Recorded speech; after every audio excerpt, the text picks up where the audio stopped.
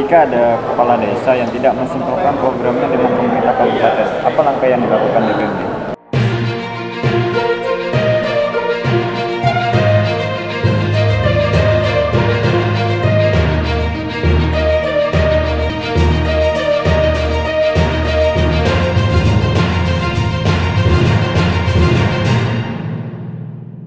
Apa tujuan utama dari kegiatan pembekalan ini dan programnya seperti apa?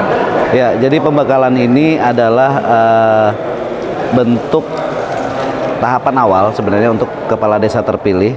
Karena dari sekian desa, ada 43 desa, kurang lebih kalau tidak salah, saya lupa jumlah pastinya. Jadi pemimpin baru ini penting bagi kita untuk diberikan pembekalan terkait dengan program-program inovasi daerah, kemudian terkait dengan kebijakan-kebijakan pimpinan, terkait dengan proyek strategis nasional. Dan hari ini kami juga menghadirkan inspektorat, termasuk kejaksaan dan kepolisian, untuk pengawalan kegiatan pengelolaan keuangan desa. Jadi ini masih tahapan awal, karena sepanjang tahun, sepanjang kepemimpinan kepala desa ini, kita terus adakan namanya istilahnya peningkatan kapasitas. Selalu akan ada pembekalan-pembekalan rutin yang kita lakukan. Salah satu contohnya ini. Berarti langkah konkret setelah pembekalan itu seperti apa nih? Kita akan terapkan namanya penyusunan RPJMDes, Rencana Pembangunan Jangka Menengah Desa. Nah, rata-rata kepala desa kan tidak tahu bagaimana menyusun sebuah kerangka pembangunan jangka menengah.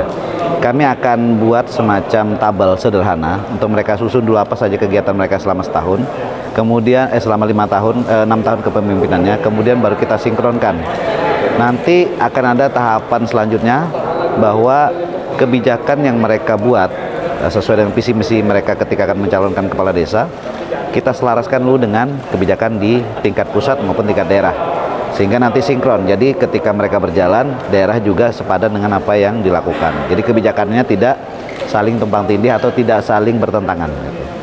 Untuk evaluasi pelaksanaan programnya sendiri seperti apa Pak dari DPMD? Misalnya seperti ada PKK yang tidak jalan di kepala desa, itu seperti apa?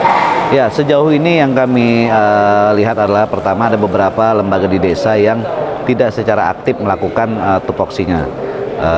Kita juga sadari bahwa mereka tidak dibekali dengan pengetahuan yang baik soal apa peran dan fungsi mereka. Contoh BPD tahun kemarin baru saja dilantik untuk keanggotaannya. Pembekalan mereka masih terbatas. Hanya ada beberapa wilayah yang kami berikan pembekalan terkait tupoksi BPD. Itu pun belum dalam bentuk simulasi. Jadi peran-peran mereka belum secara utuh mereka pahami. Kemudian ada LPM, Lembaga Pemberdayaan Masyarakat Desa. LPM ini fungsinya adalah perencana di desa.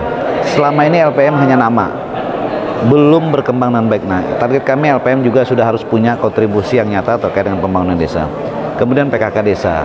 Memang PKK desa ini kan peran dari tingkat daerah, ketua PKK tingkat daerah ke kecamatan dan desa itu sebenarnya satu jalur garis yang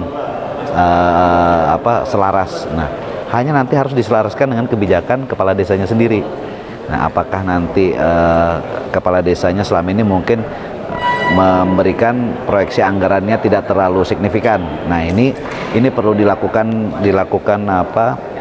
sinkronisasi terkait bagaimana peran PKK, bagaimana anggaran yang mendukung. Dan terakhir terkait dengan penanganan stunting, karena ini menjadi isu nasional. Kita sudah membentuk namanya Kader Pemberdayaan Masyarakat atau KPM di Posyandu. Nah, peran KPM ini kan akan menjadi penting kalau kita berikan pengetahuan, kita berikan pembekalan, kita support juga dalam bentuk kebijakan anggaran. Nah, ini yang kami lakukan sekarang, sudah menyusun SK, karena waktu Perbup belum tembus, sekarang harus ada harmonisasi dan sebagainya, prosesnya cukup panjang. Kita siapkan draft SK Bupati untuk bagaimana peran KPM, kemudian apa saja yang harus dilakukan oleh desa terkait dengan KPM, dan juga pada saat nanti 2024 ketika ADD digelontorkan, kita akan ada plotting anggaran berdasarkan kebijakan daerah. Contoh misalnya tahun ini saja kita plotting untuk desa yang perlu dinaikkan status IDM-nya. Dinaikkan status IDM-nya dari yang tertinggal menjadi berkembang menjadi mandiri menjadi maju dan mandiri. Kemudian untuk stunting ini ada 15 desa yang menjadi target penanganan stunting. Dari 15 ini kita juga support anggaran untuk 2023. Kita lihat pengaruhnya, apakah stuntingnya turun atau tidak. Nah, di 2024 seperti itu juga. Karena target-target ini yang kita perlu, maka plotting ADD ini harus tegas dan jelas supaya ketika anggaran digelontorkan tidak serta-merta semua sama. tapi berdasarkan dengan prioritas, berdasarkan dengan kebutuhan desa memang.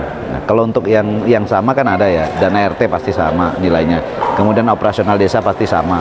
Nah, sisanya ketika ada selisih ADD, maka itu yang kami plotting untuk desa terbaik, untuk pembekalan, untuk penanganan stunting, untuk peningkatan status IDM dan sebagainya. Terakhir Pak, jika ada kepala desa yang tidak mensinkronkan programnya dengan pemerintah kabupaten, apa langkah yang dilakukan DPMD? Tentu kita akan panggil, kita akan cross check dulu kenapa tidak sama.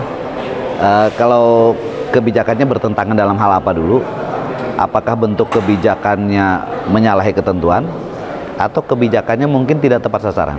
Nah, kalau misalnya tidak tepat sasaran, kita akan selaraskan. Inilah fungsinya selama 3 bulan ke depan ini kita lakukan sinkronisasi supaya tidak ada penyeragaman, tidak perlu, karena memang setiap desa punya potensi dan karakteristik masalah berbeda.